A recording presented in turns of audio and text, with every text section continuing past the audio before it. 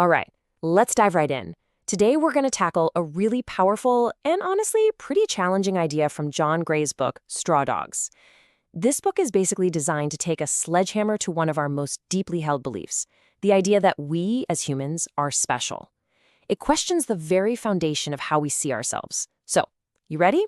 Let's get into it. And really, the whole book boils down to this one single question. It's a tough one. It basically asks, what if our entire sense of who we are, our core identity as a species, is just built on a really comforting lie? A huge deception we've been telling ourselves for, well, centuries. Okay, so before we can really get what Gray is trying to tear down, we have to understand what he's attacking in the first place. And it's this worldview that is so common, so baked into everything, we barely even notice it's there. It's called humanism.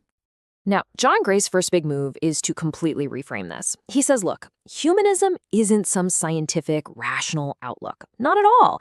He argues it's basically a secular religion. It's a system built on faith. Faith that we humans are on this constant path of improvement, that we're destined to make ourselves and the world better and better, all through knowledge. And Gray says this whole idea of progress isn't even new. Think about it. Before Christianity, most cultures saw time as a big circle, right? What goes around comes around. The future will just be like the past. But then Christianity comes along and introduces this totally radical idea: linear history. A story with a beginning, a middle, and an end, a journey from sin to salvation. Gray's big point here is that humanism just kind of hijacked that religious framework. It kicked God out of the story, but kept the structure, and just swapped out the word salvation for the word progress. But, and this is a big but, this faith and progress, which we inherited from religion, runs smack into a huge scientific reality check.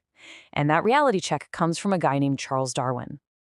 And this is where the two ideas just completely clash. On one side, you've got humanism telling us, hey, we're the authors of our own story, we have free will.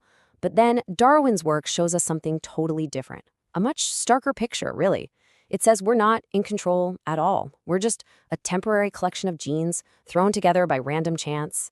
Nature doesn't have a goal. There's no progress in the grand scheme of things, just constant, blind, directionless change.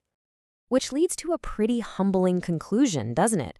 From a purely biological point of view, there's absolutely nothing that makes us inherently more important than, say, a jellyfish or a beetle. We are, in the end, an accident. A beautiful, complex, totally fascinating accident for sure, but an accident all the same. Okay, and this is where the argument starts to get, well, a lot darker. If our whole belief in progress is just a myth, then what's the actual result of our species being so successful? According to Gray, it's been a complete and utter catastrophe for the planet. To make this point, Gray brings in the work of James Lovelock, the scientist who came up with the Gaia theory. You know, the idea that the Earth itself acts like one big self-regulating organism. And when you look at it from that perspective, Lovelock came to a chilling conclusion: humanity acts like a planetary disease, a virus, a plague that's just grown totally out of control and is making its host, the Earth, really sick. I mean, just look at the numbers. They're staggering. In just the last 50 years or so, easily within one person's lifetime, the human population has doubled. If you're looking at that from the planet's point of view, that's not growth. That's an outbreak. And our incredible success has come at a direct and frankly devastating cost to just about everything else. I mean, you can track it. Wherever Homo sapiens showed up, North America, South America, Australia, a massive extinction of large animals followed right behind. Our evolutionary triumph was literally their annihilation. And Gray is really clear on this. We can't just point fingers at modern things like capitalism or the Industrial Revolution. No, he argues this pattern was set tens of thousands of years ago. This destruction, it's not some unfortunate side effect of our progress. He says it's a direct result of what we are as a species, a uniquely successful and incredibly greedy primate. Okay, but what about the classic comeback, right? Sure, we can be destructive, but look at our technology that proves we're different, that we're special. Well, for John Gray, the answer to that is a pretty surprising and firm no. You know, we tend to draw this really hard line in our minds. Over here, you have the natural world, trees, animals, all that stuff. And over there, you have the man-made world, our cities, our computers, our tools. John Gray basically asks us to take an eraser to that line and get rid of it completely. Think about it this way. We see an ant structure and we call it a colony. But how is it functionally different from a city? A spider's web isn't just a sticky trap, it's a really sophisticated communications network. Gray's point is that these are all forms of technology. They were just created by different species. So, if you look at it through that lens, our sprawling cities, the internet that connects the entire globe, they're no more unnatural than a beehive or a termite mound. They are just the unique technological signature of the animal called Homo sapiens. We're not separate from nature. We are just one of its many, many expressions.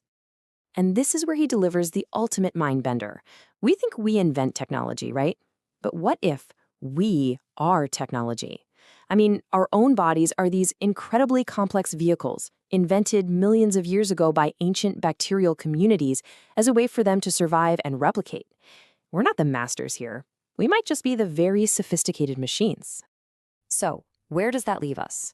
If we're not special, if our idea of progress is just an illusion, and if our amazing technology is just another part of nature, what are we supposed to do? Well, this final section offers a completely different way of looking at how to live. You know, the modern world is completely obsessed with action.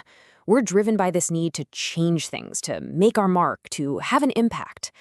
But a lot of ancient philosophies, whether you're looking at the Greek Stoics or Eastern Taoists, they had a totally different goal. Their aim wasn't to change the world, but simply to see the world clearly, just as it is, without any illusions.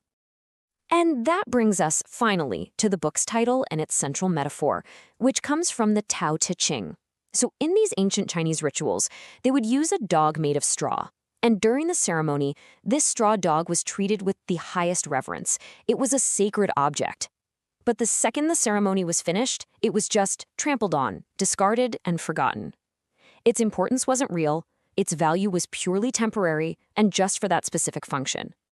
And this is Gray's final and maybe most devastating point. He argues that we are the straw dog. Right now, we feel incredibly important, don't we?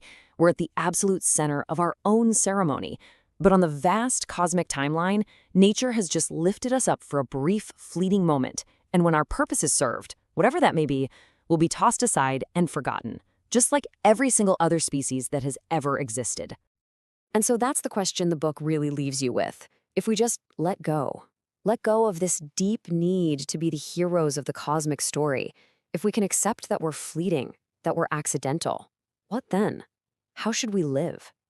Maybe, he suggests, real freedom isn't found in desperately trying to change the world, but in finally, truly letting go of the illusion that we were ever supposed to.